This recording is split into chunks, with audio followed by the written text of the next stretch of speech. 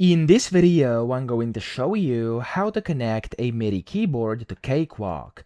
Now, the first thing you have to do when you want to open Cakewalk, you want to go to the top left and click on Edit, and you want to go to Preferences or press the button P on your keyboard. From here, you want to go to MIDI and you want to click on Devices. In here, you can see the inputs, and of course, this is the time where you want to plug in your MIDI keyboard, and when you plug it in, it should appear over here under Inputs. If it doesn't, you want to just restart Cakewalk, and of course, when you open it back up, you can simply find it in here, click on it, and then of course you can enable it that way.